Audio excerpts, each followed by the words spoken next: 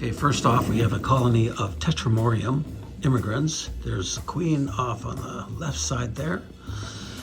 It's doing really well. There's a lot of ants in there. I'm guessing probably upwards of 1,000. And yeah, pretty packed in there, but they still have some room.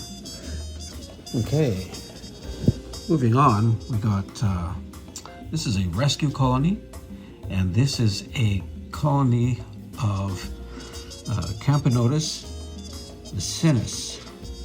And how is it a rescue colony? Well, there's a long story regarding that, but we were able to witness this colony being attacked by a Camponotus modoc colony, which was much larger. And they made multiple raids on the building that these were living in.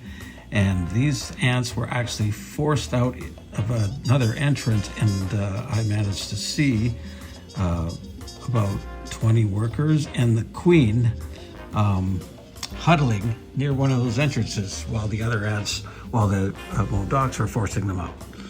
Anyway, they are a rescue, and we're so happy that they're doing well. This is a modoc colony, and it's quite special in that they have produced really large ants. There's right from the beginning. So they didn't have these little tiny nanitics. And so I'm hoping that this colony explodes a little more this coming season. Okay, and here we have a Castaneus, Camponotus castaneus, which is doing quite well. And, you know, it's not a super fast growing carpenter ant, but they sure are beautiful. And, you know, this colony is doing well. And the queen is alive, it looks like, and so we're happy regarding that. Okay, down here, what do we got? We have big heads. So these are Phaedoli and Anastasia, and I saw the queen in there a little while ago, so I know that they're doing okay. Yeah, I can't see her in there, but I know that she's fine. She might be in another chamber, or my eyes aren't good. So let's see over here. Anyway, you can see some of the majors. They're big heads. Okay, I think I see her.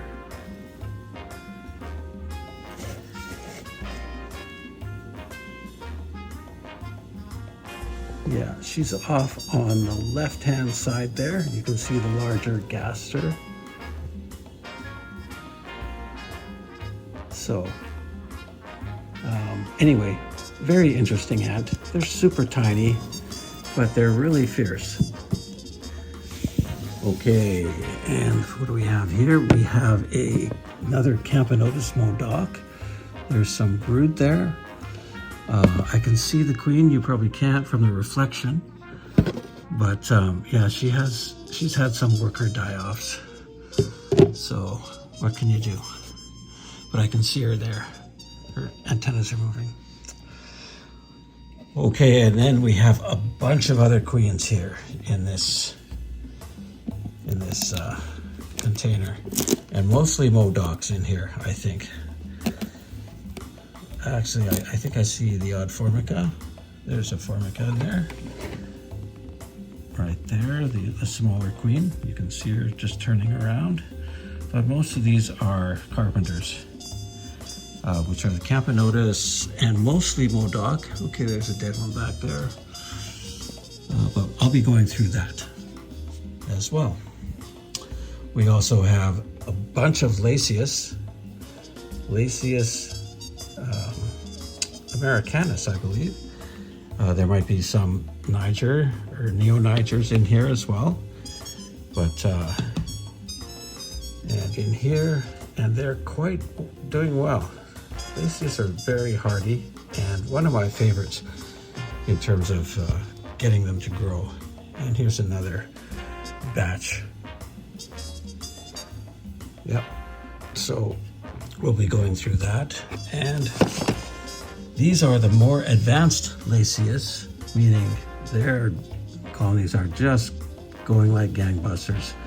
So these ones will probably be definitely in new test tubes, and if not in new test tubes, I might put them in my custom formicarium to get them ready for some shows.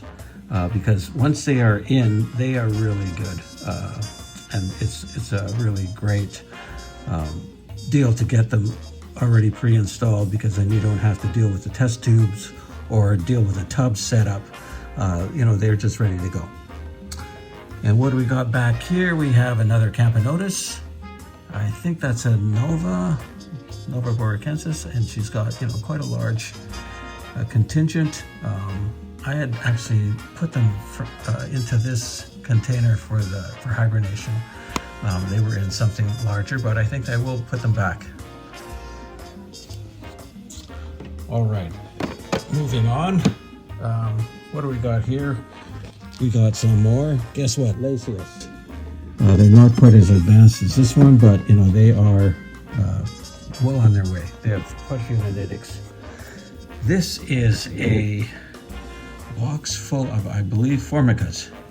So there's, I think, some Formica fusca, and then maybe some Pacifica in here. I can see one Pacifica queen, definitely, but I'll be going through that more closely. And this one looks like Formica as well, mostly Formica queens. So the Formicas usually don't start laying until the next season after their flight. So most of these do not have brood yet. They were just brought up yesterday. They were hibernating at 5 degrees, and now they're up to 23 in here. So I slowly move them. I don't actually just move them right upstairs. I take them out of the wine cooler where it's at 5 degrees. I put them in the garage, and then from there I move them inside but downstairs, so that's around 15 degrees, and now it's up to 23, and I can see lots of motion here. This is a acrobat ant, Chromatogaster Cherezi, I guess. I'm not sure how you say that, but these are called the cherry acrobat ants. And they're very, very interesting to watch, because when they get excited, they raise their abdomens upwards, and from there they're able to spray, I guess, probably formic acid and stuff like that. So that's a defense mechanism, but they do look really interesting and cute when they walk around with their bums up like that. Okay, and lastly, I have another Camponotus novaboracensis. You can sort of tell by the red on the queen's thorax, and this one is doing pretty good as well. She's got a little bit of brood, so and I can see her test tube is completely dried out, but there was this one in there in the tub as well for water if they needed that. But anyway, they are going to be moved into a more suitable environment, and hopefully they're going to explode like how I want all my ant colonies to. Okay. Oh, and I lied. This is not last. This is the last one. And this is a very nice Lasius americanus colony, already in one of my formicariums. So it's these are handmade formicariums, and they're meant for keeping the ants in here for a good length of time. So usually at least a couple of years, because with the Lasius colonies, they can they're very small, and they can occupy a fair bit. They like to be crammed in there. So I could probably keep this one for another year or two if they get up to in the hundreds there. I would move them to something like this, where the tetras are, which have, you know, probably close to 1,000 ants in here.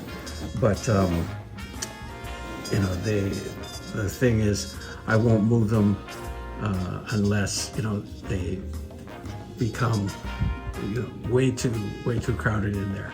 But the system that I have is modular, so it's very easy for me to hook up stuff via test tube. Like I have a, you know, just a feeder water test tube there, and another opening here that can go to you know, some outworlds or other you know, formicarium if I need the space. So it's all modular.